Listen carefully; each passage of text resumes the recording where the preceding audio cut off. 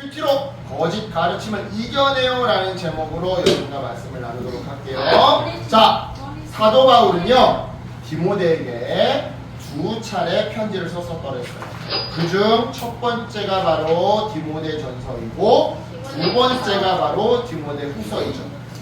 이 두 개의 편지는요 목사인 바울이 나이가 어린 후배 목사 디모데에게 디모데야 목회란 이렇게 해야 하는 거란다 라는 조언을 담고 있기에 목회서신이라는 별명을 가지고 있는데요. 그렇다고 해서 디모데전서와 디모데후서를 꼭 목사님들만 읽을 필요는 없어요. 왜냐? 교회를 우리가 가정에 빗대어 보자고요. 교회를 가정에 빗대어 본다면 교회를 직장이나 학교나 공동체에 빗대어 본다면 목회는 결국 공동체를 잘 다스리고 섬기는 일이요. 따라서 태어나서 죽을 때까지 공동체에 속해서 살아야 하는 우리 모두에게 이 목회서신은 반드시 필요한 말씀이기 때문이죠. 정리하자면 목회서신은요 목사님들뿐만 아니라 성도들도 어떻게 교회와 가정과 직장과 학교 공동체를 말씀대로 잘 세워갈 수 있는지 바로 이것을 알려주는 성경인 건데요. 그렇다면 사도 바울은 교회를 지키기 위해 가정, 직장, 학교를 지키기 위해 가장 먼저 무엇이 중요하다고 말했을까요? 우리 이에 대한 답을 찾기 위해 본문 속으로 한번 들어가 볼게요. 자, 오늘 본문 1절에서 바울은요 먼저 자기가 사도가 된 것은 사도 바울이잖아. 사도가 된 것은 스스로 나 이제부터 사도다 라고 주장해서 된 게 아니라 하나님과 예수님의 명령으로 사도가 된 거라고 말해요. 자, 그렇다면 여러분 사도 바울은 왜 이처럼 자기의 이 사도가 된 권위를 수제자 디모데에게 굳이 알려주고 있는 걸까요?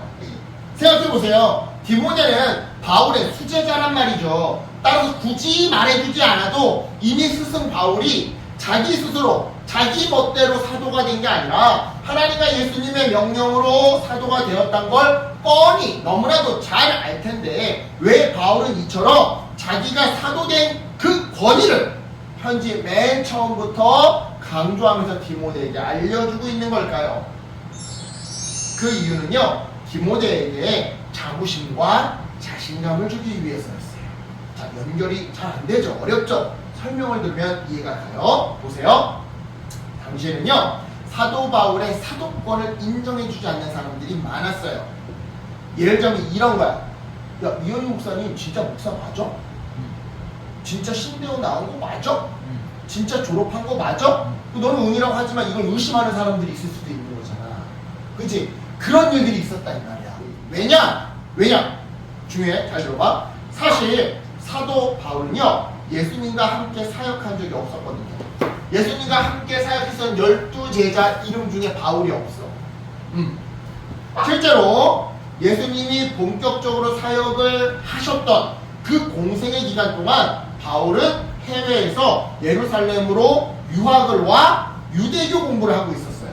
그리고 나서는 예수님이 부활 승천하신 다음에야 비로소 그 사내들인 공의회라고 하는 곳에 들어가서 본격적인 일을 하기 시작했는데요. 심지어 그 일이라는 게 뭐였냐? 예수님 믿는 사람들을 잡아가지고 와서 처형하는 일이었어요. 이렇게 돌멩이로 처형하는 일이었어요. 그런데 그런 바울이 어느 날 갑자기 너 예수님의 사도야 라고 주장하고 있으니 과거 바울에게 붙잡혀서 고문당했던 그리스도인들이 또한 바울에 의해서 처형당했던 사람들의 친구들과 남은 유가족들이 그의 사도권을 인정해줄 수 있었겠냐고요. 당연히 인정해줄 수 없었던 거죠. 그런데 문제는 이처럼 사람들이 바울의 사도권을 인정해주지 않자 그 불똥이 누구한테까지 튀었던 거예요? 바울의 수제자 바로 디모데한테까지 튀었던 거예요. 야! 가짜 사도 가짜 목사 바울한테서 배운 네가 무슨 목사야? 너도 가짜지? 바울의 끈앞풀이지? 이처럼 바울의 사도권을 거절하는 사람들은 안 그래도 나이가 어려서 무시당하던 디모데의 목사권까지 거절했던 건데요. 그래서 바울은 목회 서신 맨 처음에 자기의 사도권을 다시 한번 분명하게 알려줬던 거예요. 이런 의도로 말이죠.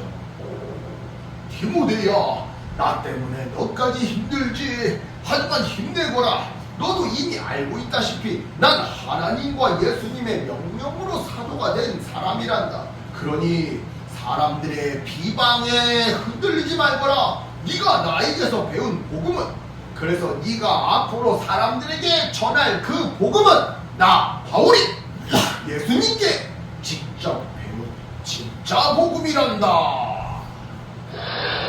이처럼 편지의 첫 인사로 디모데를 위로하고 자부심과 자신감을 심어준 바울은요, 이어서 거짓 가르침을 경계하고 참된 복음을 지키라고 말하는데요. 자, 이 당시 바울은요, 디모데에게 에베소 교회를 맡긴 상황이었어요. 그리고 에베소는 그 어느 도시보다 다양한 우상 숭배가 판을 치고 있던 그런 위험한 도시였죠. 그러다 보니 기독교인들 중에서도 다양한 우상 숭배에 물들어서 잘못된 성경 해석과 잘못된 가르침을 전하는 사람들이 있었는데요. 대표적인 예가 바로 그리스 신화와 신들의 족보를 가지고 와서 성경과 뒤범벅해 가르치던 사람들이었어요. 이런 가르침은요, 성경에 기록되어 있지도 않고 그저 상상 속 신화와 족보를 가지고 와서 하나님을 이상하게 변형시키고 또한 구원의 방법과 의미를 이상하게 오염시키는 크나큰 잘못이었는데요. 하지만 여러분, 호기심을 불러일으키기는 하죠. 그죠? 이처럼 상상력을 자극하고 호기심을 일으키다 보니까 이러한 거짓 가르침은요, 쉽사리 사라지지 않고 에베소 교회 안에서 계속 유행처럼 번져갔던 건데요. 이러한 과거 사건을 보면서 우리가 배워야 할 점이 있어요. 그게 뭐냐? 아무리 호기심을 일으키고 재미있어 보여도 성경에 기록되어 있지 않거나 설명하지 않으면 진리로 받아들이지 말아야 한다는 사실이에요.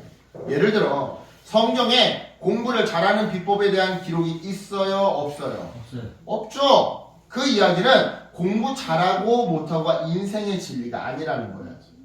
나아가서 성경을 통해 공부를 잘하는 원칙? 뭐 이런 거 만들어내지 말라라는 뜻인 거죠. 그렇다면 여러분, 성경이 분명하게 기록하고 있고 선명하게 설명하고 있는 건 뭘까요? 바로 복음이에요. 복음.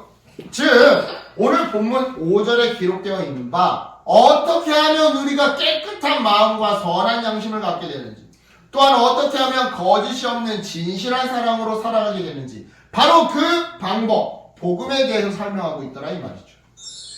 따라서 우리는요, 성경을 통해 흥미로운 신화를 이야기하지 말고 재미없어도 복음 이야기하면 되는 건데요. 안타깝게도 그 당시 에베소 교회 일부 어떤 사람들은요, 정말 재미없지만 영양가 있는 복음보다 재미있지만 맛있지만 영양가가 없는 신화와 족보에 빠졌던 거예요. 그리고 이러한 자기들의 잘못된 해석을 체계화하고 율법화시켜서 자신들이 마치 성경 공부 교사인 것처럼, 율법 교사인 것처럼 굴었던 거예요. 이게 바울은요, 율법이란 어떤 공식을 만들어서 여러분 이 공식대로만 하면 구원받습니다. 이 공식대로만 하면 하나님이 여러분의 성적을 100점으로 만들어줄 겁니다. 여러분 이 공식대로만 신앙생활을 하면 하나님이 여러분이 하는 상황마다 다 대박이 나게 해줄 겁니다. 을 가르치는 것이 목적이 아니라 죄를 지은 자신의 모습을 보고 회개하고 다시 복음 앞으로 나오게 하는 것이 목적이라고 말하면서 그나마도 올바른 해석으로 율법을 만들면 조금은 봐줄 수 있어. 이건 뭐 말도 안 되는 헛된 신화를 가지고 만든 가짜 율법에 넘어가지 말라고 말하는데요. 여기까지가 오늘 본문의 내용이에요. 자, 여러분, 오늘날에도 과거 에베소 교회처럼 성경을 왜곡하거나 없는 내용을 가르치는 거짓 율법 교사들이 있어요. 바로 이단과 사이비들이에요. 여러분, 성경에 나오는 단어나 말씀을 사용한다 하더라도 성경의 문맥과 상관없이 가르치면 그건 이단이에요. 신천지 애들이 지금 요한계시록 얼마나 열심히 유튜브에 올리는데 정말 재밌게 풀어. 되게 성경적인 것 같아. 성경에 있는 거 얘기하니까. 근데 아니라고. 맥락이 다르고 문맥이 다르면 완전 틀린 거라고. 왜요? 다른 맥락을 이야기하니까요. 다른 의도를 가지고 이야기하니까요. 다른 전제를 가지고 신천지 이반이가 성령 하나님이다 라고 하는 다른 전제를 가지고 이야기하니까요. 따라서 우리는요, 이단과 사이비를 경계하고 거부해야 하는데요. 그렇다면 여러분, 우리는 어떻게 거짓 가르침과 거짓 교사들에게 유혹되지 않고 넘어가지 않을 수 있을까요? 바로 말씀을 바르게 그리고 깊게 배울 때 넘어가지 않을 수 있어요. 즉, 재미없지만, 이현희 목사님 설교 재미없지만, 큐티 맨날 하는 거 겁나 재미없지만, 영양가 있는 이 말씀의 깊은 의미를 반복해서 계속해서 내 마음판에 새기고 내 손과 발로 실천하고 습관을 들이면 비로소 이단과 사이비한테 홍대에서, 서울역에서, 강남역에서 유혹되지 않고 넘어가지 않게 되더라 이 말이죠. 그러니까 여러분, 무엇보다 말씀을 바르게 배우고 체계적으로 배우는 일에 여러분 힘썼으면 좋겠어요. 쉽게 말해서 큐티 거르지 말고 대충 하지 말고 매일매일 똑바로 제대로 시간 내서 정성 다해 하자 이 말이에요. 그래서 이단과 사이비에 유혹되지 않고 영광스러운 복음 안에서 복되게 살아가는 우리 어린이들 예수님의 이름으로 축복합니다. 아멘.